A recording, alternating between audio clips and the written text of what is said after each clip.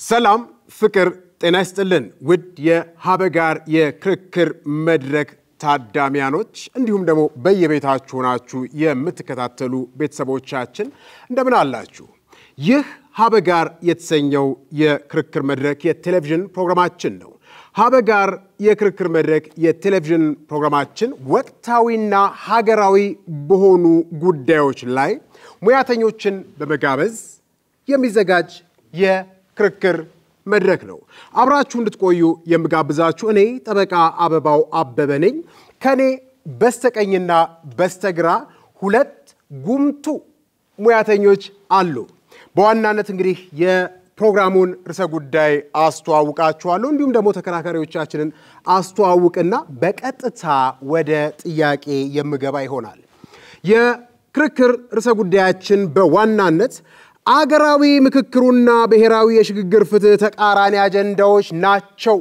ሲሉ ዶክተር አየነው ብርሃኑ ከኔ በስተቀኝ በኩል ተሰይመዋል አገራዊ ምክክርና ብሔራዊ የሽግግር ፍትህ ተቃራኒ አጀንዳዎች አይደሉም ሲሉ ዶክተር ዳርስከዳር ታዬ ከኔ በስተግራ በኩል ተሰይመዋል ውድ ታዳሚዎቻችን በዋናነት እንግዲህ የመጀመሪያ ጥያቄን የማረገው ለዶክተር አየነው ብርሃኑ ይሆናልና ሀገራዊ ምክክርና የሽግግር ፍትህ በተፈጥሯቸው የማይጣጣሙ በተወሰኑ ሁኔታዎች ውስጥ እርስ በርስ ሊጣረሱ የሚችሉ አካሄድ ናቸው ሲሉ አበክረው ያነሳሉና ምናልባት ይሄን ሐሳቦን ሊደግፉ የሚችሉ ምክንያታዊ የመከራከሪያ ሐሳቦትን ግልጽ ቢያደርጉልን አመሰግናለሁ ግጭት እንግዲህ በአንድ ማህበረሰብ ላይ ዘርፈ ብዙ የሆኑ ጉዳቶችን ያመጣል ከዛ ውስጥ የሰባዊ ቁሳዊና ማህበራዊ ውድመቶችን ያስከትላል እንዲሁም የመሰረተ ልማት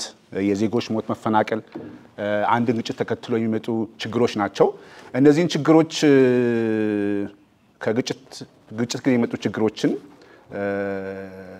ለመወጣት በሰላም ግንባታ ሂደት ውስጥ የቁልፍ ተግባሮች መካከል አንደኛው ምክክር ማድረግ ነው ሌላው ደግሞ የሽግግር ፍትህን ማካሄድ ነው እንግዲህ የምክክር ጉዳዮች ተፋላሚ ኃይሎች ወይም ግጭት ውስጥ የገቡ ኃይሎች በንግግር በድርድር ችግሩን የሚፈቱበትና ወደ ዘላቂ ሰላም ግንባታ ሂደት የሚገባበት ሀገራዊ ጉዳይ ነው የሽግግር ፍትህ ግን በዚህ ግጭት ውስጥ የገቡ ወገኖችን ተጠያቂ ማድረግ በህግ ተጠያቂ ማድረግ የህግ የበላይነትን የማስፈን ጉዳዮች ስለሆኑ ሁለቱ ጉዳዮች ሊተቃረኑ አብሮ የማይሄዱ ጉዳዮች ናቸው አንደኛው ሰላምን የማምጣት እርቅ የመፍጠር እና የመግባባት ጉዳዮች ሲሆኑ ሌላኛው ግን የህግ ተጠያቂነትን የማስፈን ጉዳይ ነው ለዚህ የህግ ተጠያቂነትን ስናሰፍን ወደ ድርድር ለመምጣት የሚደረገውን ወደ ንግግር የመምጣት የሚደረገውን ሂደት ችግር ውስጥ ይከታል ወይም ይፈታተናል because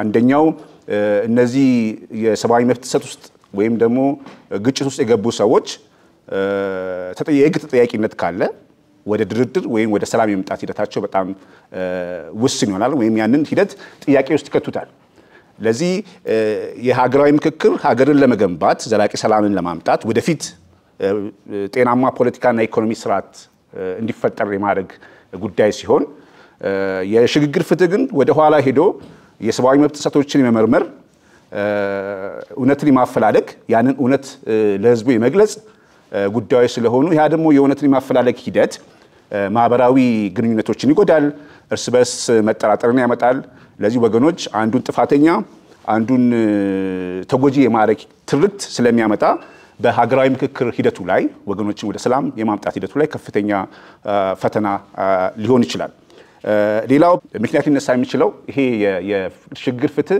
ክስ የመመስረት ሂደቶች ስለሆነ እንዲሁም ደግሞ የተጎጂ የሚባለው ህብረተሰብ ክፍል የመካስ ሂደት ስለሆነ ተጠያቂነትን የማረጋገጥ ጉዳዮች የምክክር እና ሰላምን የእርቅን ጉዳዮች የሚፈታተን ጉዳይ ነው because ዋናው የሀገራዊ ምክክር አጀንዳ እነዚህ ተፋላሚ ኃይሎች ታጣቂ ኃይሎች ሊሆኑ ይችላሉ ወደ ግጭት የገቡበትን ምክንያት የመለየት እና በዛ ጉዳይ ላይ የመነጋገር የመደራደር እና ሰላምን ዘላቂ ሰላምን የማስፈን ጉዳይ ስለሆነ በህጋዊ መንገድ ሰዎችን ተጠያቂ ማድረግ ከሀገራዊ ምክክር ጉዳዮች እንዲርቁ እና ተጠያቂነት ካለ ለምን ወደ ምክክር መንገባው የሚለው ጥያቄ ስለሚያስነሱ የህግ ተጠያቂነት ማስፈንና ሀገራዊ ምክክር በተመሳሳይ ጊዜ ማድረግ የራሳቸው የሚጋጩ የሚጣረሱ ሐሳቦች ናቸው። ቅድም እንዳልኩት እውነትን የማፈላለግ ጉዳዮች የመብት ጥሰቶችን የመመርመር እና ክስ የመመስረት ሂደት ሀገራዊ ምክክርን እንዳይደረግ ወይም በሀገራዊ ምክክር ሂደት ላይ የራሱ አስተዋጽኦ ሊያደርግ ይችላል። ለምሳሌ የመንግስትን ከፍተኛ ባለስልጣናት እዚህ ውስጥ ሊገቡ ይችላሉ። ዋና ታጣቂ ቡድኖችን የሚመሩ አካላት ሊሆኑ ይችላሉ እዚህ ውስጥ የሚገቡት። ለዚህ ከምክክር ጉዳዮች እንዳይሳተፉ ወይም ምክክሩን ባልተገባ መንገድ እንዲያዩ የማድረግ ሂደቱ ስለሚያስገባ እነዚህ ሁለቱም ጉዳዮች ማስኬድ ችግር ሊሆን ይችላል። እንደው መሳ ለመሳና ተመጋጋቢ በሆነ ሁኔታ ሊሄዱ የሚችሉ ጉዳዮች አይደሉም። ፈጽሞ ሊካሄዱ አይችሉም። ቢኮዝ አንዱ ተጠያቂነት ነው፣ አንዱ ሰላምን እና ድርድርን ያስቀድማል። የሀገራዊ ምክክር ኮሚሽን ወይም የሀገራዊ ምክክር ስራ ንግግርን ምክክር ላይ ትኩረት ያደረገ ሲሆን ያኛው ግን የህግ ተጠያቂነትን፣ ክስን፣ እውነትን ማፈላለግን፣ ጥፋተኛና ተጎጂን የመለየት ጉዳይ ስለሆነ እነዚህ ጥፋተኛና ተጎጂው ለአንዱ እንግዲህ ፍትህ የሚባለው ሌላው ፍትህ ላይሆን ይችላል። ለዚህ በሀገራዊ ምክክር ሊካሄድ የታሰበውን የማህበራዊ ግንኙነትን የማጠናከር እንደገና የመገንባት ታጣቂ ኃይሎችን ወደ ምክክር ኮሚሽኑ ወደ ምክክሩ እንዲገቡ የማድረግ ጥረት ላይ የራሱ የሆነ ችግር ሊፈጥር ይችላል የሚል ሐሳብ ነው። እናመሰግናለን። ተመልካቾቻችን በመከታተል ላይ የምትገኙት ሀበጋር የክርክር መድረክ የቴሌቪዥን ፕሮግራማችንን ነው። አሁንም በቀጥታ ወደ ሁለተኛው ተከራካሪያችን ወደ ዶክተር ዳር እስከ ዳር ታዬ አልፋለሁኝ። ጥያቄ የሚሆነው ምንድነው? አገራዊ ምክክሩና ብሔራዊ የሽግግር ፍትህ ተቃራኒ አጀንዳዎች አይደሉም ሲሉ ለክርክር ተሰይመዋልና እንደው ምክንያታዊ ማስረጃዎትን ግልጽ ቢያደርጉልን እስቲ ለክቡራን ተመልካቾቻችን። እሺ አመሰግናለሁ። እኔ ይሄንን አጀንዳ ይዤ የምከራከረው 3 ነጥቦችን በማንሳት ይሆናል። በመጀመሪያ ደረጃ እነዚህ አሁን የምንላቸው የሀገራዊ ምክክርም የሽግግር ፍትህ የምንላቸውም ባለፉት 7 ዓመታት ኢትዮጵያ ባለፈችባቸው የፖለቲካ ሂደቶች እየተሞከሩ ያሉ ነገሮች ናቸው። ከዚህ በመነሳት ተቃራኒ አጀንዳዎች አይደሉም የምልበት የመጀመሪያው ምክንያት አሁን ካልኩት ከሚተገበሩበት የፖለቲካ አውድ በመነሳት ነው። የመጀመሪያው ነጥቤ ተመሳሳይ የፖለቲካ አውድ ላይ ነው ሁለቱም የሚተገበሩት። ምን ማለት ነው? ኢትዮጵያ ውስጥ የፖለቲካ ለውጥ የሚመጣው ሁሌም በአመጽ ወይንም በጠመንጃ ወይንም በቫዮለንት ወይንም በግጭት ነው የፖለቲካ ለውጥ የሚመጣው እና ደግሞ ስልጣን ላይ ያሉ መንግስታትም የሰብአዊ መብት ጥሰት ይተገብራሉ በአንድ በሌላ መልኩ። እነዚህን ችግሮቻችንን እንዴት አድርገን ልንፈታ እንችላለን ለሚለው ህብረተሰቡ እና ምሁሩ በተለያየ መስክ ያለ የኢትዮጵያ ሲቪል ሶሳይቲ ድርጅቶች ለሚያነሷቸው ጥያቄዎች የተሻለው መንገድ የሽግግር ፍትህን በአንድ በኩል ብሔራዊ ምክክርን ደግሞ በሌላ በኩል በመተግበር መፍትሄ ማምጣት የተሻለ ነው በሚል ነው። የኢትዮጵያ ፖለቲካ ሊቃንን በመናይበት ጊዜ ከህገ መንግስቱ ጀምሮ አገሪቱ በመተዳደርባቸው የተለያዩ ህጎች ላይ በጣም የተጻረረ አቋም ያላቸው ናቸው። እንደ ሀገር እየተሞከረ ያለ መፍትሄ በመሆኑ አውዱ የሚያሳየን ከሆነ ችግር ተያይዘን ወደ ተሻለ ነገር እንግባ የሚል ታሳቢ በማድረግ ሁለቱም አንድን ችግር በተለያየ መንገድ ለመፍታት እየተሞከሩ ያሉ ስለሆነ አንድ አይነት ናቸው ብዬ እወስዳለሁ። ከዚህ ጋር አብሮ የሚነሳው ነገር ሲተገበሩም ደግሞ የሚተገበሩት በተመሳሳይ ፖለቲካ አውድ ነው። የፖለቲካ ምህዳሩ ከጠበበ የመሳካት እድላቸው ይጠባል። የፖለቲካ ምህዳሩ ከሰፋና የተሻለ የመንቀሳቀስ የመናገር እድሉ ካለ ደግሞ የመሳካት እድልን ይዘው የመጡ እድል ያላቸው ስለሆኑ ከሚተገበሩበት የፖለቲካ አውድ የተነሳ ተመሳሳይ ናቸው ማለት እፈልጋለሁ። ሁለተኛው ከዓላማ አንፃር ነው። ሁለቱን እናያቸው። የብሔራዊ ምክክር መድረኩ ማሳካት የሚፈልገው ዓላማና የሽግግር ፍትሁ ማሳካት የሚፈልገው ዓላማ ህጉን ራሱ አይቻል በፓርላማ የወጣውና በፖሊሲ ደረጃ ያለው። ለምሳሌ ብሔራዊ ምክክር መድረኩ ለዚህ መድረክ ያስፈልጋል ያልኳቸው 3 መሰረታዊ ዓላማዎችን አሉት። የመጀመሪያው አዲስ የፖለቲካ ባህል መፍጠር ነው የመጀመሪያው ዓላማ። ሁለተኛው ለዲሞክራሲ ግንባታ ምቹ መደላድል መፍጠር የሚል ዓላማ አለው። ሶስተኛው ለሰላም መደላድል መፍጠር ይላል። ስናየው ይሄን ምክክር በማድረግ የተሻለ ዲሞክራሲ የተሻለ የፖለቲካ ባህል መፍጠርን ታሳቢ ያደረገ ነው። የሽግግር ፍትህንን በመናይበት ጊዜ በርግጥ የሰብአዊ መብት ጥሰትን እልባት መስጠት የመጀመሪያው ዓላማ ቢሆንም ሌሎች ሁለቱ ዓላማዎች ግን ከብሔራዊ ምክክሩ ጋር የተያያዙ ዓላማዎች ናቸው። እነሱም በሀገሪቱ ውስጥ ያሉ ተጻራሪ የፖለቲካ ትርክቶችን እልባት መስጠት ይላል። ይሄ ሊመጣ የሚችለው በንግግር በውይይት ነው። ይሄ ማለት የሽግግር ፍትህ ላይ ሊሳኩ የታሰቡ ዓላማዎች ራሱ ብሔራዊ ምክክሩ ላይ አሉ። ሶስተኛው የሽግግር ፍትህ ዓላማ ላይ የምናገኘው ለግጭቶች እልባት መስጠት ይላል። ኢትዮጵያ ውስጥ ብዙ ግጭቶች አሉ። እነሱን እልባት መስጠት በምን ፍርድ ቤት አቆመን አይደለም ይሄን የምንፈታው በምክክር በውይይት ነው። እኔ እንደውም ሳየው በመጀመሪያ ምክክሩን ጨርሰን ነበረ ይሄኛው በፍትህ በፍርድ ቤት ይታይ ሌላኛው በእርቅ ሌላኛው በእንትን ይፈታ ወደሚለው ራሱ መሄድ ያለብን ብዬ አስባለሁ። ኤንዌይስ ከዓላማ አንፃር ስናያቸውም ተመሳሳይ ሆነው አገኛቸዋለሁ። ሶስተኛው መከራከሪያ ብዬ ያስኩት ከውጤት አንፃር ካየነው ከተሳኩ የሚያመጡት ተመሳሳይ ውጤት ነው። ሁለቱም ከተሳኩ በሀገር ደረጃ ልሂቃኖቻችንና የኢትዮጵያ ሕዝብ መካከል መተማመን ይፈጠራል።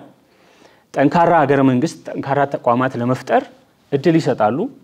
ሁለቱም ከተሳኩ የተሻለ ዲሞክራሲ ስርዓት ለመገንባት እድል ይሰጣሉ። በተቃራኒው ካልተሳኩ ደግሞ ተመልሰን ወደ ነበርንበት የፖለቲካ አዙሪት እንድንገባ ያደርጉናል። ስለዚህ እነዚህ አጀንዳዎች ካፈጻጸም አንፃር የተለያዩ ተቋማት ሊፈጽሟቸው ይችላሉ እንጂ መነሻቸውም መድረሻቸውም ተመሳሳይ ነው። ስለዚህ አጀንዳው አንድ አይነት ነው ብዬ ለማንሳት እሞክራለሁ። አሁን ወደ ሁለተኛው ጥያቄ ልለፍ በቀጥታ። ኬንያ ከ2007 ምርጫ በኋላ የተፈጠረውን ግጭት ለመፍታት በቅድሚያ ምክክር ቀጥሎም ከምክክሩ የተገኙትን ውጤት መሰረት በማድረግ የሽግግር ፍትህን መተግበሯ ይታወቃል። በዋናነት ያ እንዳለ ሆኖ የየመንን በመናይ ጊዜ የመንም በምህረት ጀምራ ቀጥሎ በአገራዊ ምክክር ቀጥሎም በመጨረሻ በሽግግር ፍትህ ያጠናቀችበት አግባብ አለ። ይህ እንዳለ ሆኖ በቤኒንም ሲታይ በ1990ዎቹ አካባቢ ወይንም መጀመሪያ ላይ ሁሉን አቀፍ ውይይት ወይንም ምክክር ከተደረገ በኋላ በይቅርታ ወይንም በምህረትን በመስጠት መተግበሯ ይታወቃል። በሞዴል ደረጃ የአፍሪካ ህብረት የሽግግር ፍትህ ፖሊሲ ሁለቱንም ሂደቶች እንደ አንድ ጅማሮች እንደሚከናወኑ ታሳቢ ያደርጋል። የቱን አካሄድ ብንከተል ነው ለኢትዮጵያ ሀገራችን ለጋራ ቤታችን የተሻለ የሚሆነው ብለው ያምናሉ እርሶ? አመሰግናለሁ። እንግዲህ የኢትዮጵያ ማህበራዊና ኢኮኖሚ ሁኔታ ነባራዊ ሁኔታ ከሌሎቹ ካነሳቸው ሀገራት ይለያል። የኛ የፖለቲካና የማህበራዊ ሁኔታችን እንግዲህ ኢትዮጵያ ውስጥ ላለፉት ዓመታት የተነሱ ግጭቶች ማንነትን መሰረት ያደረጉ ብሔርን መሰረት ያደረጉ አንዳንዶቹ ደግሞ ሃይማኖትን መሰረት ያደረጉ ናቸው። ስለዚህ በግለሰብ ተጠያቂ የምናደርጋቸው ሁኔታዎች አልፎ የማህበረሰብ ውክልና አለን የሚሉ ሰዎችን የመጠየቅ ማህበረሰቡን እንደ ማህበረሰብ ጥያቄ ውስጥ የመክተት ጉዳይ ተደርጎ ሊወሰድ ይችላል ባለን የፖለቲካ ባህል እና ነገሮችን በመናይበት ሁኔታ ማለት ነው። ስለዚህ ኢትዮጵያ ፖለቲካዊ አውድ ማህበራዊ አውድ የሌሎች ሀገራትን ሞዴል መከተል አለበት የሚል ግምት የለኝም። ምናልባት ግን ከምን አንፃር ነው ይሄን ያልኩት እንደው ሀገራዊ ምክክርም ይሁን የሽግግር ፍትህ እንደው እኛ ሀገር ብቻ በተለየ መልኩ የሚበቅል ወይንም የማይበቅል ነው ዓለም አቀፍ ፌኖሜናን አይደለ ይሄ ተግባር እንደው ወደ ሀገራችን ሲመጣ የአፍሪካን ህብረት ሞዴል እንኳን ብናይ በየትኛው መልኩ ምን ሰጀስት ያደርጋሉ እርሶ? የተለያየ ሪዮት ሊኖር ይችላል የተለያየ አይነት የፖለቲካ ምህዋር ሊኖር ይችላል ይሆናል ግን በየትኛው ማዕቀፍ ውስጥ እንሁን ነው ጥያቄው? እንግዲህ ሁለቱንም ብንመለከት በእኔ በኩል የሁለቱም ጉዳይ ጥያቄ ውስጥ ይገባብኛል። ኢትዮጵያ አሁን ባለችበት ነባራዊ ሁኔታ ብሔርን መሰረት ያደረጉ ግጭቶች በተስፋፉበት ሁኔታ እና ታጣቂ ኃይሎች ሀገሪቷ ውስጥ እንደፈለጉ በሚንቀሳቀሱበት ሁኔታ ሀገራዊ ምክክር ማድረግ እና የሽግግር ፍትህን ማከናወን አስቸጋሪ ይሆናል ብዬ አስባለሁ። አንደኛ ያለንበት የፖለቲካና ማህበራዊ ሁኔታ አይፈቅድም። አገሪቷ በተረጋጋ የፖለቲካ ስርዓት ላይ አይደለችም ያለችው። ግጭቶች እዚህም እዛም ተበራክተዋል። ሰላም የለም። በዛ ሁኔታ ጦርነት ሳይቆም ግጭቶች የተበራከቱ አሁን እንግዲህ የሀገራዊ ምክክር ኮሚሽኑ ማህበረሰቡን እያወያየ ነው። የተለያዩ የፖለቲካ አቋም ወይም ደግሞ የተለያዩ መሳሪያ አንገባው የሚንቀሳቀሱ ኃይሎችን ወደ ምክክሩ ነው እያለ ነው። ያ ተሳካ አይመስለኝም ባለኝ መረጃ መሰረት። እነዚህ የታጠቁ ኃይሎች ወደ ምክክር መምጣት አይፈልጉም። ወደ ምክክሩ እንኳን እንምጣ ብሎ ቢሉ አሁን ሊተገበር መንገድ ላይ ያለው የሽግግር ፍትህ ከምክክሩ እንዲልቁ ነው የሚያደርጋቸው። ተጠያቂነትን ማስፈን፣ ክስ የመመስረት፣ እውነት የማውጣት የማፈላለግ ጉዳዮች ታጣቂ ኃይሎች አምነው ወደ ምክክሩ እንዳይመጡ ያደርጋቸዋል። ስለዚህ ያለው ፖለቲካና ማህበራዊ ሁኔታ ግን ምናልባት እንደው ግልጽ ለማድረግ ያህል ይሄ ሁሉንም ጥፋቶች ላይ ነው ጉልህ የሆነ የሰብአዊ መብት ጥሰቶች ላይ የተሳተፉት ነው አይደለ? ጥሩ ጉልህ የሰብአዊ መብት ጥሰት ላይ የሚሳተፈው ማን ነው ብለን ከጠየቅን እንግዲህ ዋና አመራሮችን ነው የሚመለከተው። ትዕዛዝ የሚሰጡ እና እንደዚህ ነገሮች የሚፈጽሙ የሚያደርጉት መቼም ታች ያለው ወታደር ወይም ማህበረሰብ ክፍል አይደለም። ይሄንን ትዕዛዝ የሚሰጥ በከፍተኛ የመንግስት ስልጣን ላይ ያለ ወይም ታጣቂ ኃይሎችን በበላይነት የሚመራ አካል ነው። ለዚህ እነዚህ ሰዎች የምክክር አካሉ ባልሆኑበት ሁኔታ በእነዚህ ሰዎች ላይ ክስ የመመስረት ሂደት ያለውን የሰላም እና የንግግር ወይም አብሮ የመምጣትና አዲስ የፖለቲካ ስርዓት የመፍጠር ጉዳይን ይጻረራል። ምን ይሻለናል? ጥሩ ጥያቄ ነው። እንግዲህ ከሁሉ ቀድሞ ሁሉም ሰው ወደ ሰላም መጥቶ ግጭት የሚቆምበትን መንገድ ማፈላለግ ያሉ ግጭቶች ምክክሩ ዓላማውስ ይሄ አልነበረም ታዲያ? የምክክሩ ዓላማ እሱ ነው። ግን ይሄንን ህዝቡ እንዲሳተፍ በዚህ ምክክር ሂደት ውስጥ ማንም ሰው በሰላማዊ መንገድ እንግዲህ ባለፈው የምክክር ኮሚሽኑ ስራ ላይ ከፍተኛ ተጽዕኖ ያደረገው አንዱ ጉዳይ ሰላም እጦት ነው። ቢኮዝ አንደኛ የስራውን በጊዜ ማከናወን አልቻለም፣ በጊዜ መፈጸም አልቻለም። ለዚህ አንድ አመት እድሜ ተሰጥቶታል እንደገና እና ግጭት ውስጥ ያሉ ማህበረሰብ ክፍሎች በዚህ የምክክር ሂደት ውስጥ መሳተፍ አልቻሉ። ለዚህ ምክክር እንኳን ለማካሄድ ነባራዊ ሁኔታ መፍቀድ አለበት። ማህበረሰቡ በሰላም ወጥቶ መግባት አለበት ምክክሩን ለማካሄድ ማለት ነው። ለዚህ ምክክሩን ለማካሄድ እንኳን አስቻይ ሁኔታ አልተፈጠረም። በአንዳንድ ቦታዎች እንግዲህ በኦሮሚያ፣ በአማራ እንዲሁም በትግራይ ፈጽሞ አሁን የትግራይ ክልል ላይ ምክክር ማድረግ አልተቻለም። እንግዲህ ይሄ የአመራሩም ቁርጠኝነት ማጣት ሊሆን ይችላል። በአማራ ክልልም አንዳንድ ግጭት ውስጥ ያሉ አካባቢዎች በዚህ ጉዳይ ውስጥ ለመሳተፍ አስቸጋሪ ሁኔታ ገጥሟቸዋል። በኦሮሚያም እንደዚህ ግጭቶች ባሉበት ሁኔታ ማህበረሰቡን አማክሮ እነዚህም ታጣቂ ኃይሎችን ማሳምኖ ወደ ምክክር የማምጣት ሂደቱ አስቸጋሪ አድርጎታል። ለዚህ መንግስትም ሆነ ታጣቂ ኃይሎች በድርድር ወደ ሰላም የሚገቡበት ሁኔታ መጀመሪያ መፈጠር አለበት። እነዚህ ስራዎች ደግሞ ሁሉም ማህበረሰብ ክፍል መንግስትንም ታጣቂ ኃይሎችንም ላይ ጫና በማድረግ ጦርነት የሚቆምበት ዜጎች በሰላም ወጥቶ መግባት የሚችሉበት መደላድል ካልተፈጠረ በስተቀር ምክክሩንም ማድረግ የሽግግር ፍትሁንም ማከናወን አስቸጋሪ ነው የሚል ግምት አለኝ። ድንቅ ነው። ጥሩ ነው። መቼም ውድ ተመልካቾቻችን ሁለተኛውን ጥያቄ ለዶክተር ዳር እስከ ዳር ታዬ አቀርብላችኋለሁ። ምንድነው እንደው እንደ ጥያቄ ላነሳ የምፈልገው አገራዊ ምክክሩም ሆነ የሽግግር ፍቱ የመጡበት ፖለቲካዊ አውድ አንድ ነው እንኳን ብንል ከዛ አንፃር እንደው ከመንግስት ጣልቃ ገብነት ገለልተኛ ሊሆኑ የሚችልበት አግባብ አለ ወይ? የመንግስት ጣልቃ ገብነት ደሞ ካለ እንደው ዓላማውን በታሰበው ልክ ከመንግስት ወገንተኝነት ወይንም ከመንግስት ጥቅም በጸዳ መልኩ ሊያሳኩ ይችላሉ ተብለው ይታመናሉ ወይ ነው? በኋላ ላይ መጋጨታቸው አይችል ይሆን? እንደ ጥያቄ ጥሩ።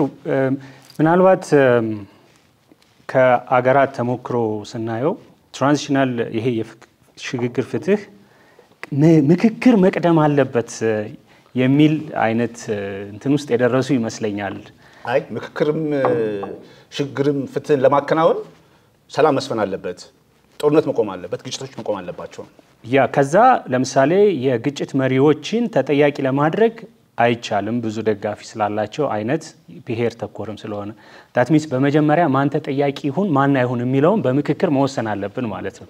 ስለዚህ በሁለቱ መካከል ተመሳሳይነት አጀንዳው ተመሳሳይና ተያያዥ እንደሆነም በዚሁ አብረን ማየት እንችላለን ለማለት ነው። ከጣልቃ ገብነት አንፃር በርግጥ ሙከራ ነው እየተደረገ ያለው። ሙሉ በሙሉ ነፃ ይሆናል ብዬ አላስብም። ምክንያቱም አሁን ለምሳሌ የምክክር ኮሚሽኑ ተጠሪነቱ ለፓርላማው ነው። ፓርላማውን ደግሞ ካየን በአሁኑ ሰዓት ሙሉ በሙሉ የገዢው ፓርቲ አባላት ነው ያሉበት። ማለት የኢትዮጵያ ፓርላማ የተለያየ ተቃዋሚ ፓርቲዎች ወይም የተለያዩ ድምጾች የሚሰሙበት አይደለም። ስለዚህ ሙሉ በሙሉ ገለልተኛ ሆኖ ይሰራል ብዬ ደፍሬ ለመናገር ይከብደኛል። ግን ደግሞ የምክክር ኮሚሽኑ የሚያደርገው ግን ዋናው የምክክር ኮሚሽኑ ከመንግስት ጣልቃ ገብነት አያስፈልገውም ብዬ ማስበው ምንድነው የምክክር ኮሚሽኑ የሚያደርገው ምንድነው አጀንዳ መሰብሰብ ነው። ሀገራዊ መሰረታዊ የሆኑ ጉዳዮች ምንድናቸው የሚለው መለየት መንግስትም እንደ አንድ ስቴክሆልደር እንደ አንድ ተሳታፊ የራሱን አጀንዳ ያቀርባል። ተቃዋሚዎች የራሳቸውን አጀንዳ ያቀርባሉ። በዛ ላይ መወያየት ነው። ስለዚህ መንግስት በሀገራዊ ምክክር ስራ ውስጥ ጣልቃ መግባት አስፈላጊነቱ አይታየኝም። እንግዲህ መሆንም አይለበትም ነው እኮ አስፈላጊ ማለት ነው። መንግስት ጣልቃ መግባት አያስፈልግም ነው ቢኮዝ አጀንዳ የማምጣት ነው።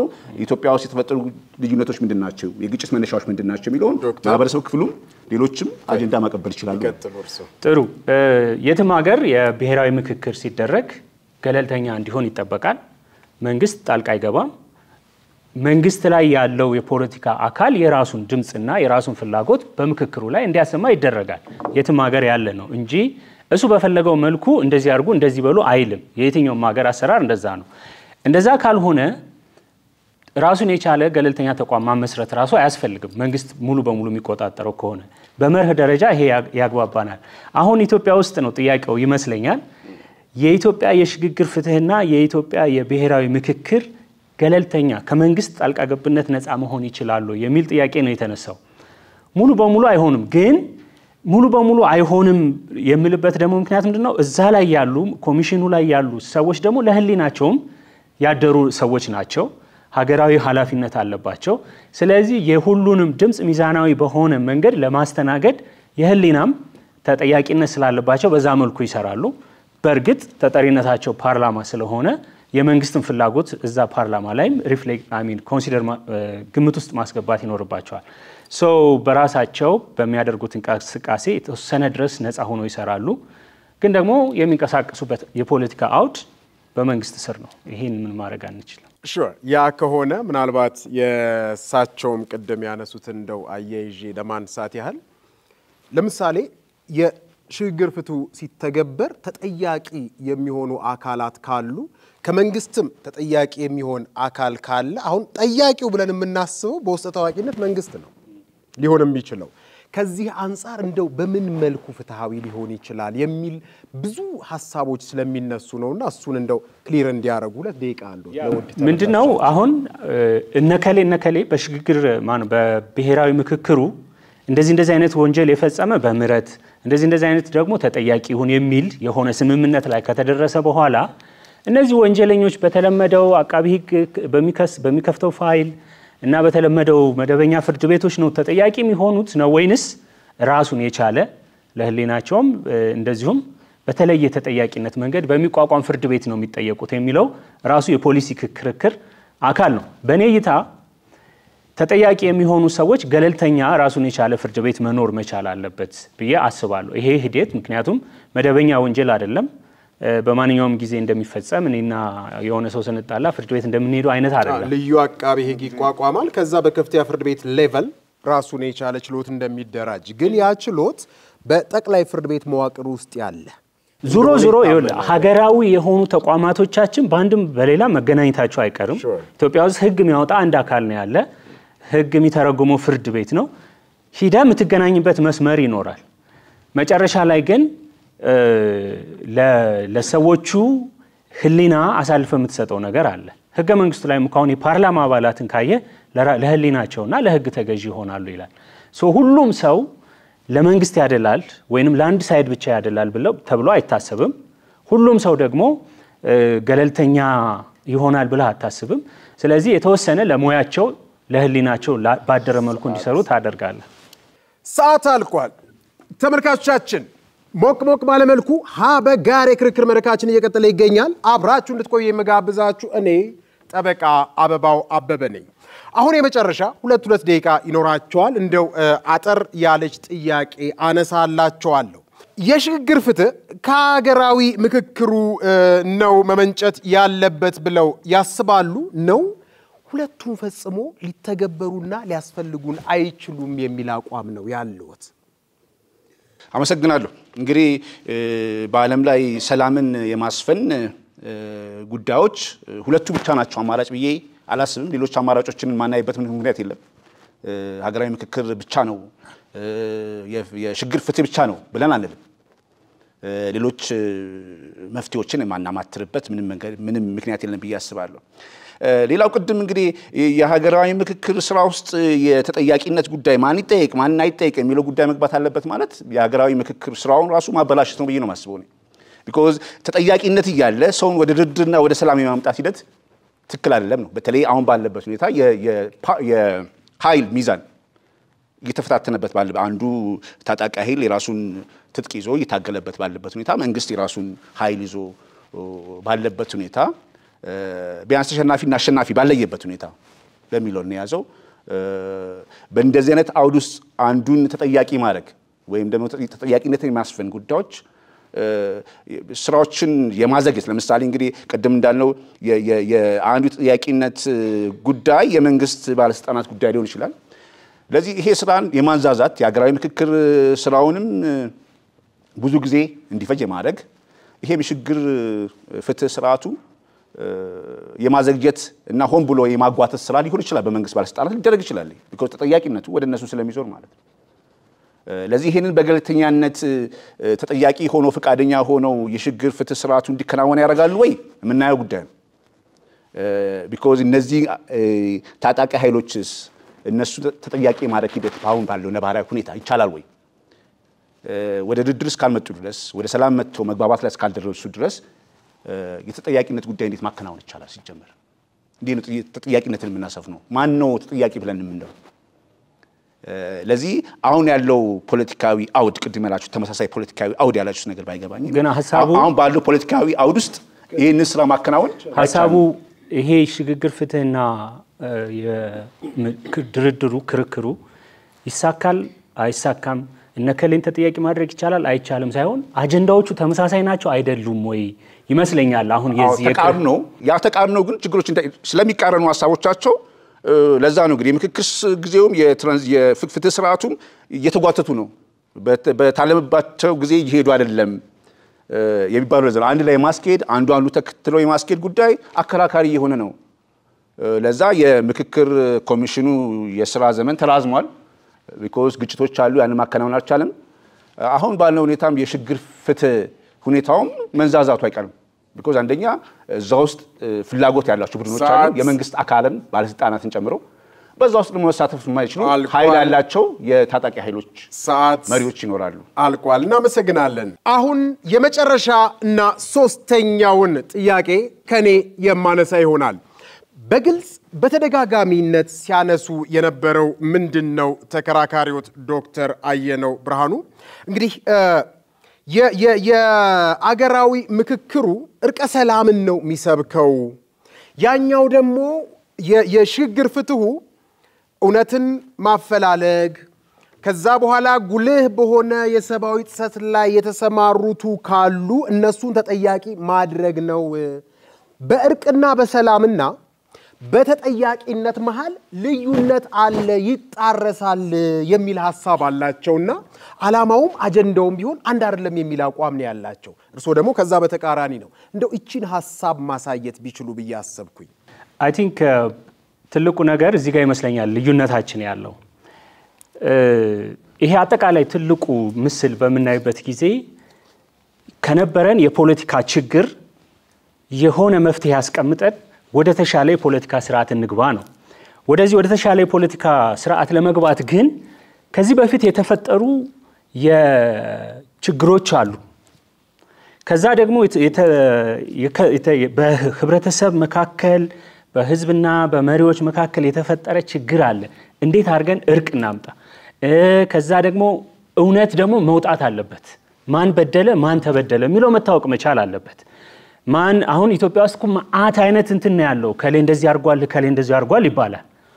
እውነቱ መውጣት መቻል አለበት እንደ ጥያቄ ምናልባት አንዳንዴ ካየን እኛ ሀገር በተደጋጋሚ የሚነሳም ስለሆነ ነው ያንዱ ቅዱስ ለአንዱ ርኩስ ይሆነን የተቸገርነውና እርቀ ሰላምን ፈልገን በዛ ጎራ ደግሞ ተጠያቂ ያረጋለው ስንል ለምን የኔን ተነካለህ እሚል ስላለ ከዛ ለዛኮ ነው ተጠያቂነት ቀስ ብለ የምታመጣው ነው በመጀመሪያ እውነቱ መውጣት አለበት ስለምን ከፋፋይ ነው እውነቱን ማውጣት ከፋፋይ ነው አንዱ በዳይ አንዱ ተበዳይ ማለት ነው ለዛማ አብራ አስቀምጠህ ልታወያየው እኮ ነው በዳይ ተበዳይ አብሮ ቁጭ ብሎ በዳይም ተበዳይም ብሎም ያስብ ማለት ነው እውነቱን ታወጣለህ እውነት በደንብ ካልወጣ በመረጃ በእውነታ ላይ የተመሰረተ እውነት መውጣት መቻል አለበት ምክንያቱም ያበደ ፖለቲከኛው ሁሉ እየተነሳ እንደዚህ ሆኗል ይላል እውነት ነው ወያ ባለው ከፋፋይ ትርክት ላይ ሌላ መጨመር እኮ ነው ሌላ ክፍፍል መፍጠር ነው በማህበረሰቡ ይሄ እኮ የሚሆነው ቁጭ ብለው ነው የሚወያዩት ፖለቲከኞች የማህበረሰብ ተወካዮች ወይ ተመርምሮ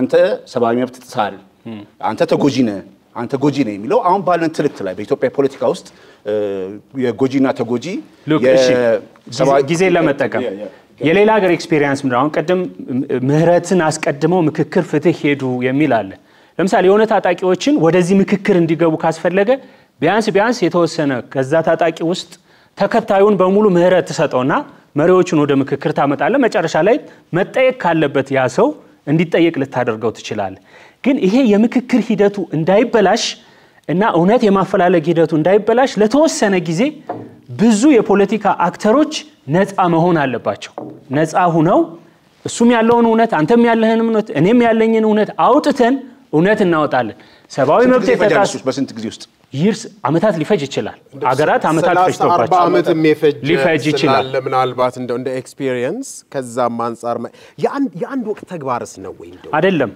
ኖርማሊ አሁን ፍርድ ቤት ሄደን እንደምናረጋው ነው ሂደት ነው አሁን የነ ኮሎምቢያን ስናየው በራሱ ስቲል እየሰሩት አይደለ ከዛን ጊዜ ጀምሮ ያለው እሱንም እንደው አያይዘው አሁን እንደው የጊዜ ዞን ነው እንጂ ትክክል ነው ብያላስም እንግዲህ 40-30 አመታት ፍትህን የማፈላለግ ሂደት በተጎጂዎች ላይ የሚያሳድረው ተጽዕኖ እሳቸው ስለመርሁና አንድ ደቂቃ አላቸው እርሶ ደግሞ ዝም ይበሉ ይቀጥሉ ስለመርሁ ስናወራ እውነትን ሳታፈላልክ ወይ ስልጣን ላይ ያለው ኃይል ባለው እውነት ወይንም ተቃዋሚ ላይ ባለው እውነት ብቻ ፍትህ ልታመጣ አትችልም የሁሉም እውነት አንድ ጠረጴዛ ላይ ቁጭ ብሎ የጋራ ነገር መምጣት መቻል አለበት እውነት ከመጣ በኋላ ወደ እርቅ እንሂድ እከሌ ደግሞ አብዛኛውን በእርቅን ጨርሰው የቀረው ደግሞ ወደ ተጠያቂነት ይሂድ እንላለን በዚህ ሂደት ምክክርም ታደርጋለ መጨረሻ ላይ ደግሞ የሚጠየቁ በጣም ግሬቭ የሆነ ወይንም ስር የሰደደ ወንጀል የሰሩ ደግሞ ተጠያቂ እንዲሆኑ ይደረጋል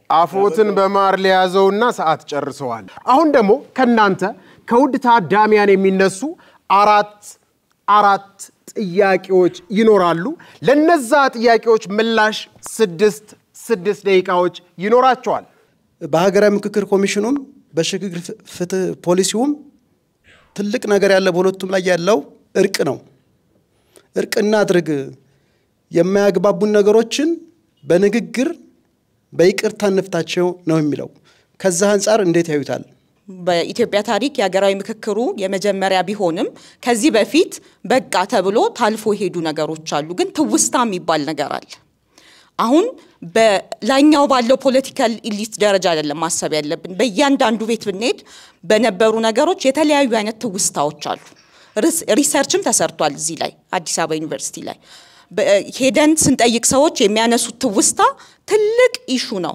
የግለሰብ ቢሆንም ማለት ነው ስለዚህ የትውስታን ነገር እንዴት ነው የሚያስቡበት ትውስታ ያለ ፐርፔቹዋል ፒስ የሚባል ነገር ይመጣል ወይ ዘላቂነት ያለው ፒስ ይመጣል ወይ ሰላም ድርድር ትውስታ ይቅርታስ አብረው የሚሄዱ ነገሮች አይደሉም ፍትህስ አብረው የሚሄድ ነገር አይደለም ወይ ነው አመሰግናለሁ አፈጻጸማቸው የተለያየ ነው የአዋጆቹና የርዕሶቹ ተልኮ የተቋቋሙበት ተልኮ የተለያየ ቢሆንም ሁለቱ ድምር ውጤት ተልኳቸው ግን ለአንድ ሀገር ነው አንድን ሀገር ለማከምና ከችግር ለመውጣት ነው ስለዚህ የማይሄዱበት እንግል ዋናው አንደኛ በሂደት የሚያበላሹት ነገር የለም ኢምፕሊመንት ካለ ሁለተኛ ውጤቱ ስኬታማ ከሆነ በምን አግባብ ነው ተቃርኖ ሊኖራቸው የሚችለው ነው ሀገራችን አሁን ካለችበት ችግር ለማላቀቅ የትኛው ይቀድማል? እዚህ ላይ ሰፋ ያለ ምላሽና ማብራሪያ ቢሰጡበት። አገራዊ ምክክር ኮሚሽን የምንለው ሰዎች ያላቸውን ችግር የሚፈጠሩ ነገሮች ላይ በጋራ ተወያይተን ወደ መድረክ መተን ስራዎችን በጋራ እንስራ የሚሉ ጽንሰ ሐሳቦችን ሲይዝ የሽግግር ፍትህ የሚለው ደግሞ ምን አይነት ችግሮች ሲፈጠሩ ነበር የሚለውና ተጠያቂነትን ለማስፈን ነው የሚመጣው ማለት ነውና ሁለቱ ሐሳቦች አይጋጩም ወይ? ለምሳሌ እንደ ሀገራችን ለምሳሌ የሀገራዊ ምክክር ኮሚሽን ስራውን ጀምሯል። ምናልባት ውጤቱ ሊቀጣይ ጊዜ የሚገለጽ ስለሆነ ማለት ነው። ይህ የሀገራዊ ምክክር ኮሚሽን ግን ውይይት ሲያደርግ የሽግግር ፍትህ ላሰፍን ነው ብሎ ያንን አጀንዳ ያነሳም። ምክንያቱም የተለያዩ ሐሳቦች ስለሆኑ ማለት ነው። ምክክር እናድርግ፣ ያላችሁ ችግር ምንድነው፣ በጋራ እንስራ የሚለውን ሐሳብ ስለሚያንጸባርቅ ማለት ነው። እና ሁለቱ የተቃረኑ አይደሉም ወይ? እርስዎ እንዴት ይገልጿቸዋል ሁለቱ ሐሳቦችን የሚል ነው። ምናልባት ሁለተኛውን ጥያቄ ስገልጽ የሽግግር ፍትህን ለማስፈን ብዙ ጊዜ ጥያቄዎች ይነሳሉ። ለምሳሌ የፖለቲካ ፓርቲዎች እንዲተገበር ሁሉ ጊዜ ጥያቄ ይጠይቃሉ፣ ይጎተጉታሉ። በመንግስት በኩል ግን ዳተኝነት አለ። ይሄ ለርሶ ለምሳሌ ለምንድን ነው እንደዛ አይነት ነገሮች ሊሆኑ ይቻላል? ለምሳሌ መንግስት ዳተኛ የሆነው ለምንድን ነው? ሁለቱ የተለያዩ ሐሳቦች አይደሉም ወይ? እንዴት ይገልጿቸዋል ማለት ነው። አመሰግናለሁ። ተመልካቾቻችን ተመልሰናል። ይህ ሀበጋር የክርክር መድረክ የቴሌቪዥን ፕሮግራማችን ነው።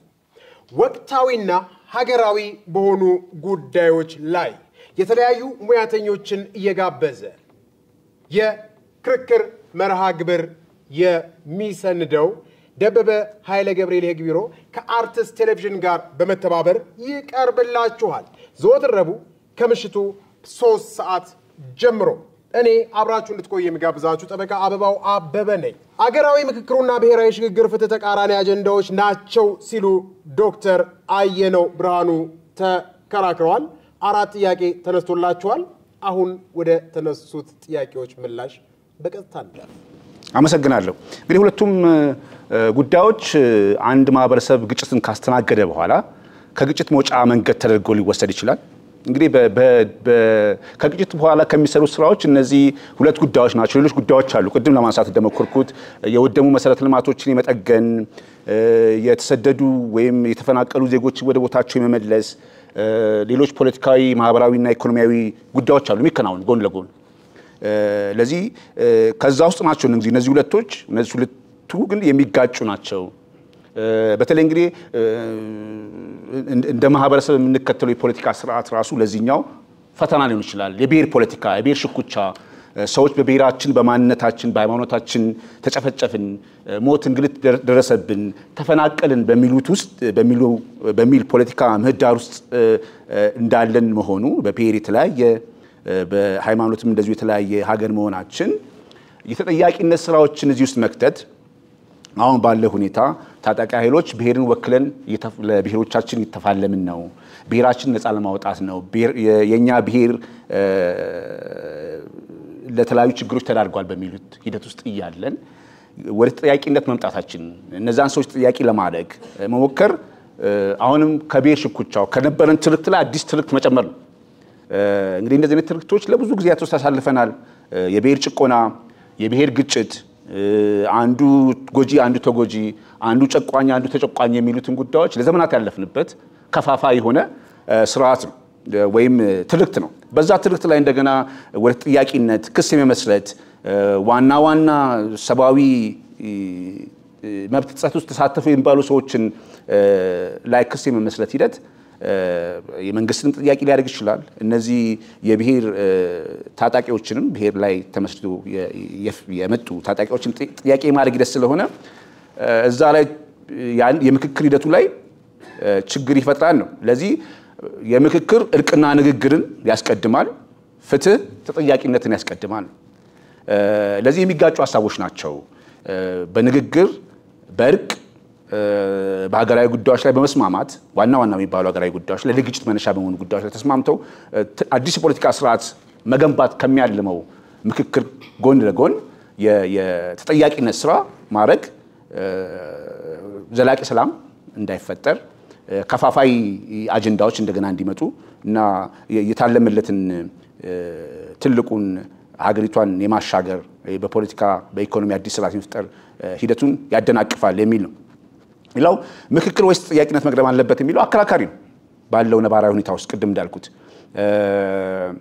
በተለይ ከፍተኛ ሰብአዊ መብት ጥሰት ደርሶብናል የሚሉ እንደ ማህበረሰብ እንደ ግለሰብ አይደለም ኢትዮጵያ ውስጥ ትርክቱ ያለው አሁን ባለው ሁኔታ እንደ ማህበረሰብ ሰብአዊ መብት ጥሰት ተደርጎብናል የዘር ማጥፋት ተካሂዶብናል በሚሉ አጀንዳ ውስጥ እንደዚህ አይነት ነገር ላይ መግባት አጠቃላይ የፖለቲካ ሂደቱን እንደገና ወደ ግጭት መውሰድ ነው እንደገና ወደ አዲስ ትርክት ወደ አዲስ ቁርሾ የሚዳርግ ነው ትውስታ የሚለው እንግዲህ ቅድም እህታችን ያለችው ገነት የይቅርታ ጉዳይ ነው ቅድም እንዳልኩት የሽግግር ፍትህና የሀገራዊ ምክክር አንዱ አጀንዳ ነው በድህረ ግጭት ጊዜ ሌሎች እንግዲህ በማህበረሰባዊ ትስስር እሴት ላይ እነዚህም የተጎዱ ሰዎችን ከትራውማ አንፃር ከሊና ቁስለት አንፃርም ይመስለኛል የሚሰሩ ስራዎች አሉ ከትራውማ አንፃር በህዝቦች ግንኙነት ላይ እንደገና ያንን እንግዲህ በጣም አክቹአሊ ምንድነው እነዚህ የድህረ ግጭት ስራዎች በጣም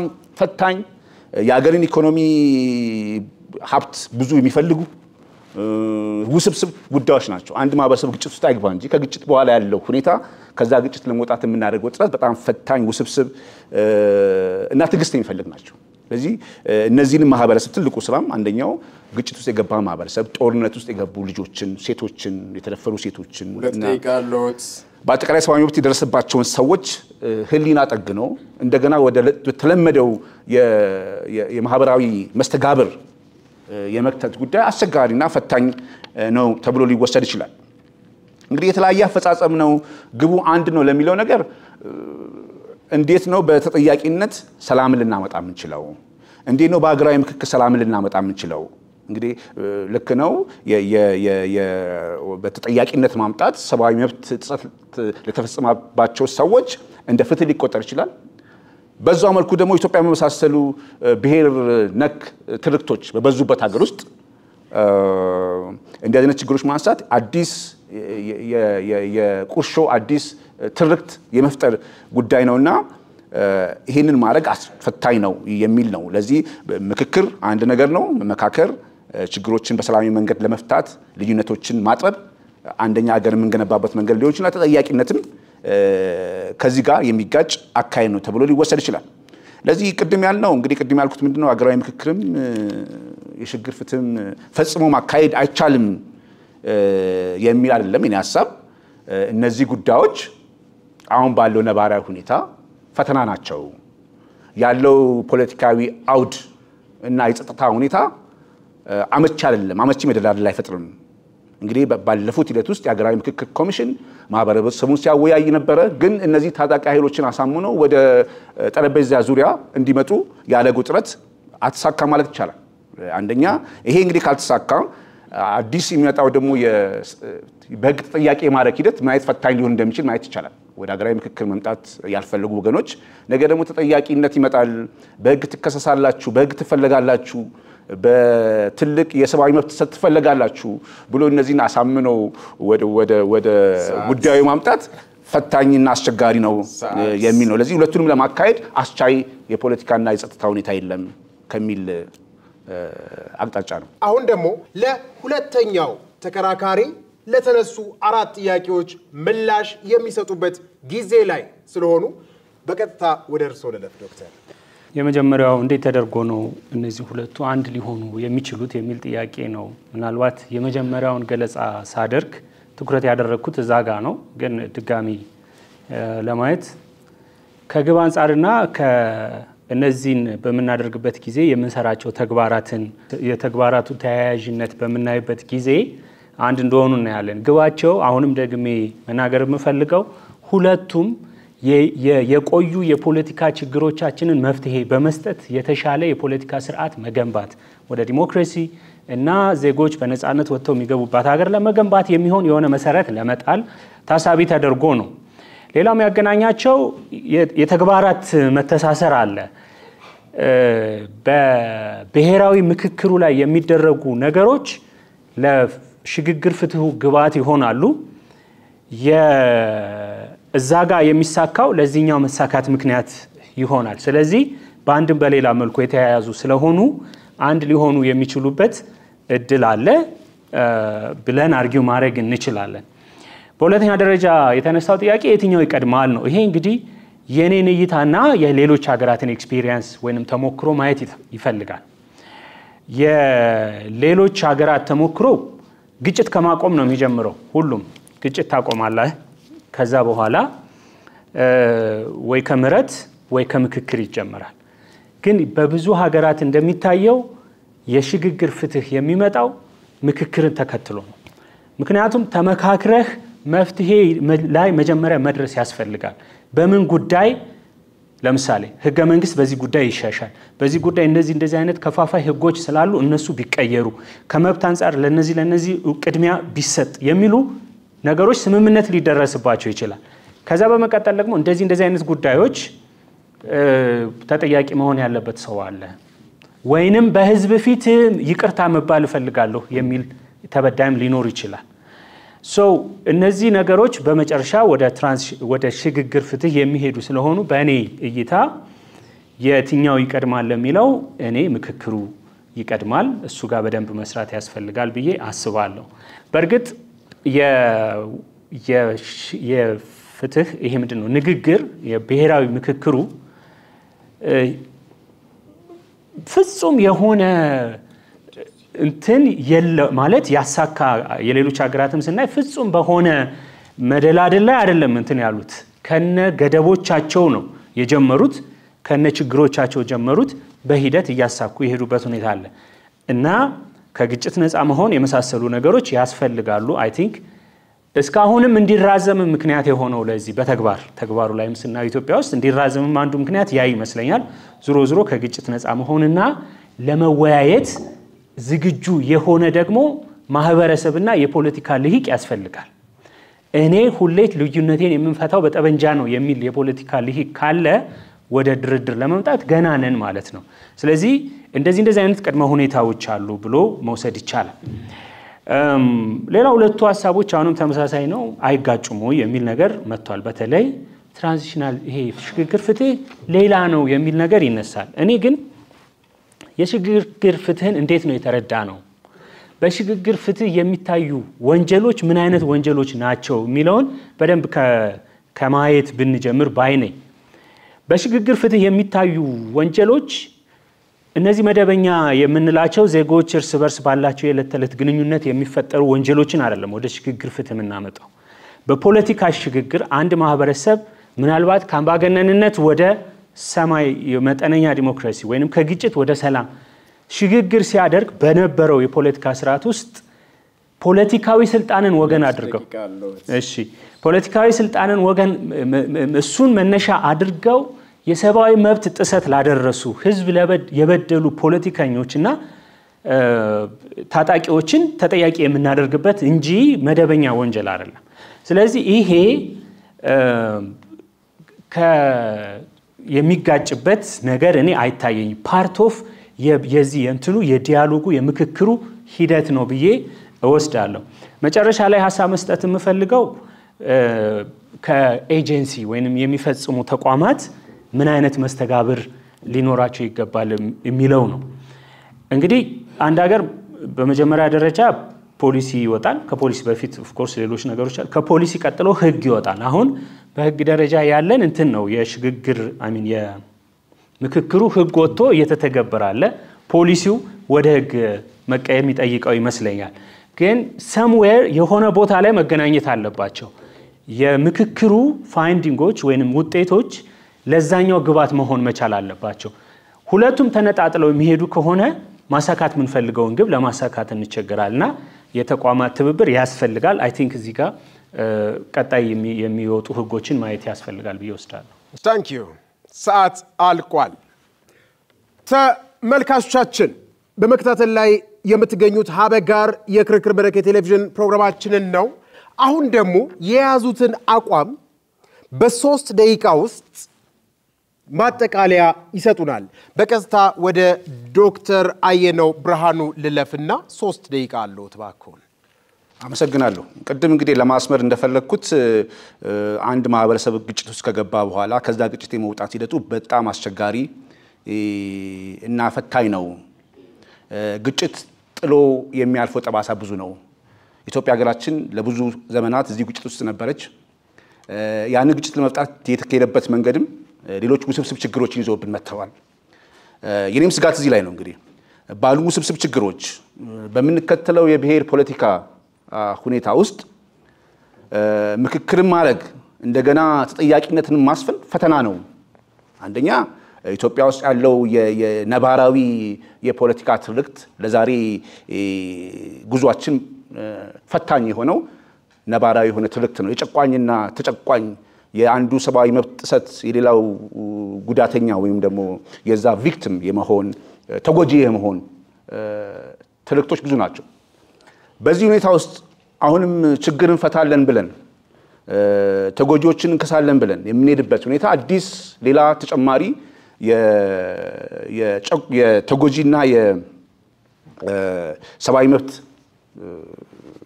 ጥሰቶች ትርክት በፖለቲካ ሂደታችን ውስጥ የሚጨምር ነው። ለዚህ ሁለቱን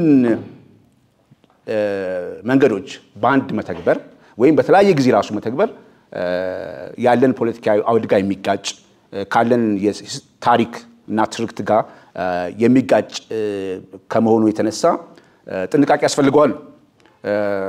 አንደኛው የዚህ የሀገራዊ ምክክሩ ዘላቂ ሰላም በንግግር በይቅርታ በድርድር ዘላቂ ሰላምን የመገንባት ሂደት ነው። በዛ ሁኔታ ላይ ግን ተጠያቂነትን ለማስፈን የሚካሄደው ርቀት በሀገራዊ ምክክር ስራው ላይ ወይም ሁኔታ ላይ የራሱ የሆነ ተጽዕኖ ሊኖረው ይችላል ነው። ቅድም እንግዲህ ወንድሜ ያነሳው የሀገራዊ ምክክርም ሆነ የሽግግር ፍትህ ሂደት በሌሎች ሀገራትን ፈታኝ ነው። ያልተሳካባቸው ሀገሮች አሉ። ቅድም እንዳልኩት ደግሞ ለችግሮቹ አለባብሶም ያካሄዱት ነገሮች አሉ። እንግዲህ እነዚህ ሁለቱ ብቻ ደግሞ ከችግር መውጫ መንገዶች ናቸው ብሎ ማሰብም ሌሎች መፍትሄዎች እንዳናማትር ሊያደርገን ይችላል። እንግዲህ እነዚህ አጀንዳዎች እውነቱን ለመናገር ከምዕራባውያን የተሰጡን አጀንዳዎች ናቸው። ግጭት ውስጥ ገብታችኋል፣ ከግጭት መውጫ መንገዳችሁ ሀገራዊ ምክክር ማካሄድ ነው፣ ከግጭት መውጫ መንገዳችሁ የሽግግር ፍትህ ማድረግ ነው የሚለው ዓለም አቀፍ ተጽዕኖ ነው። እንደሚታወቀው መንግስትም ሆነ ሌሎች አካላት የሀገራዊ ምክክር ጉዳዮች እንዳይካሄዱ ተጽዕኖ ሲያደርጉ ነበር። ፍላጎት አልነበራቸውም፣ ቁርጠኛ አልነበሩም ለዚህ ለሀገራዊ ምክክር ሁኔታዎች። አሁን ደግሞ የበለጠ ቁርጠኝነት ሊያሳጣ የሚችለው የመንግስትንም አካላት እና ታጣቂዎችን ተጠያቂ ለማድረግ የሚካሄድበት ርቀት እንዲሁ ነገሮችን አለባብሶ ከማለፍ ውጪ ዘላቂ ሰላም ያመጣልናል፣ ሰብአዊ መብት ጥሰቶች እንዳይደገሙ ያደርጋሉ የሚለውን ነገር ላይ ጥርጣሬ ሊያሳድር ይችላል። እናመሰግናለን። ተመልካቾቻችን በመከታተል የምትገኙት ሀበጋር የክርክር መድረክ የቴሌቪዥን ፕሮግራማችንን ነው። አሁን ደግሞ በቀጥታ ወደ ሁለተኛው የተከራካሪያችን ወይም የክርክር ሐሳብ ማጠቃለያ እንለፍ። 3 ደቂቃ አለዎት ዶክተር። እሺ፣ አመሰግናለሁ። ስለ ሽግግር ፍትህም ሆነ ስለ ብሔራዊ ምክክር ስናነሳ በደንብ ማየት መቻል አለብን ብዬ ማስበው ይሄ ሀገራዊ ፖለቲካን የማሻሻል እና የተሻለ የፖለቲካ ስርዓት ለመገንባት የሚደረግ ጥረት አካል መሆኑን መረዳት አለብን ብዬ አስባለሁ። እና ይሄ ጥያቄ በኢትዮጵያውያን በኩል ሲጠየቅ የኖረ ነው። መብት ያልተከበረልኝም፣ በፖለቲካ በአግባቡ እየተሳተፍኩ አይደለም የሚሉ ጥያቄዎች ሲነሱ የኖሩበት ሁኔታ አለ።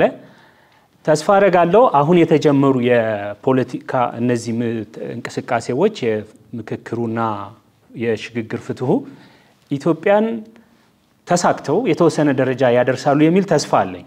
ግን በደንብ መረዳት መቻል ያለብን አንዱ ለአንዱ ተመጋጋቢ መሆናቸው ነው። ነጣጥለን የምናያቸው ነገሮች አይደሉም፣ በጣም የተያያዙ ናቸው። በምክክር ሂደቱ ላይ የምናነሳቸው ሐሳቦች በምክክር ሂደቱ ላይ ከዛ የምንስማማባቸው ሐሳቦች ቀጣይ የሽግግር ፍትህን ስኬታማነት ይወስናሉ። ስለዚህ አብረው የሚታዩ እና ደግሞ የሀገርን ፖለቲካ ለማሻሻል የሚደረጉ ጥረቶች መሆናቸውን ማየት መቻል አለብን። የመጨረሻው ነጥቤ ሊሆን የሚችለው እነዚህ ነገሮች ስኬታቸውም ውድቀታቸውም ሁለቱም ተገብራቸው ኦፍ ኮርስ ሌሎች ሊኖሩ ይችላሉ። ግን በምክክርና በሽግግር ፍትህ ከተሳካልን ተመሳሳይ ውጤት እናገኛለን። ከወደቅንም ተመሳሳይ ውጤት ነው ሁለቱም የሚያመጡት። ምንድነው የምናገኘው? ከተሳካ የዚች ሀገር የፖለቲካ ዙሪት መፍትሄ ያገኛል ብዬ አስባለሁ። ዜጎች ትውልዱ በነፃነት የሚንቀሳቀስበት ሀገር መብቶቻችን በስፋት የሚከበሩበት ሀገር ይመጣል ብዬ አስባለሁ። ካልተሳኩ ደግሞ የነበሩ ያለፍንባቸው የፖለቲካ አዙሪቶች ተመልሰው ይቀጥላሉ ማለት ነው። ስለዚህ የተያያዙ ስራዎች እንደሆኑ አጀንዳውም አንድ አይነት እንደሆነ ግምት ውስጥ ማስገባት ያስፈልጋል ማለት ነው። እናመሰግናለን። ተመልካቾቻችን ሞቅ ባለ መልኩ ሀበጋር የክርክር መድረክ የቴሌቪዥን ፕሮግራማችን በዚህ ሁኔታ ተከራካሪዎች ለተነሱ ጥያቄዎች ምላሽ ሰጥተው በ3 ደቂቃ ማጠቃለያቸውን ሰጥተው ጨርሰዋልና አሁን ደግሞ የናንተ የክቡራን ታዳሚያን ውጤት ይቀራል።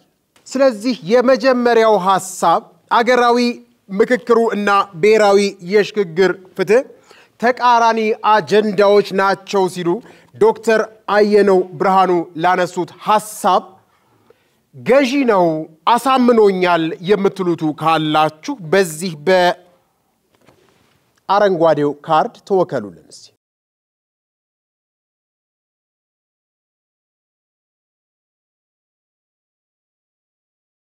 አገራዊ ምክክሩና ብሔራዊ ሽግግር ፍትህ ተቃራኒ አጀንዳዎች አይደሉም፣ ተመጋጋቢ ናቸው። አንዱ ለአንዱ የምክንያትና የውጤት አይነት ግንኙነት ሊኖራቸው ይችላል ሲሉ ክርክር ላነሱት ለዶክተር ዳርስከዳር ታዬ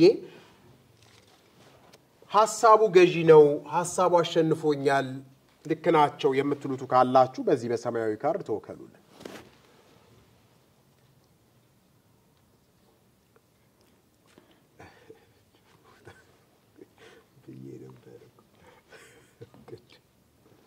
ከዚህ በፊት አሸንፎ ነበር።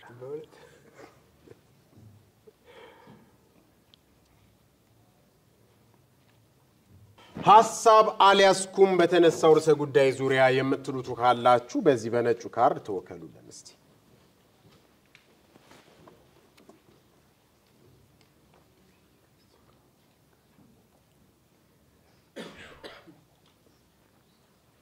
ተመልካቾቻችን ውጤት ደርሶናል።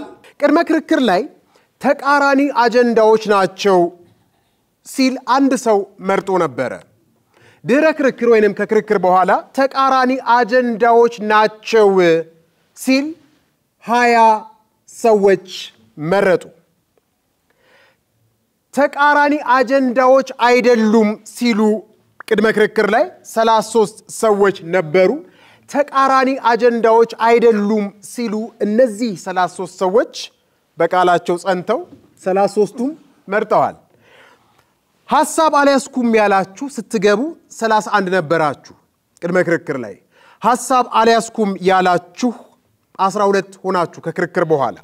ስለዚህ በዛሬው ፕሮግራማችን ተቃራኒ አጀንዳዎች ናቸው ያለው ሐሳብ ተቃራኒ አጀንዳዎች አይደሉም ባለው ሐሳብ ተሸንፏል 33 ለ20 በሆነ።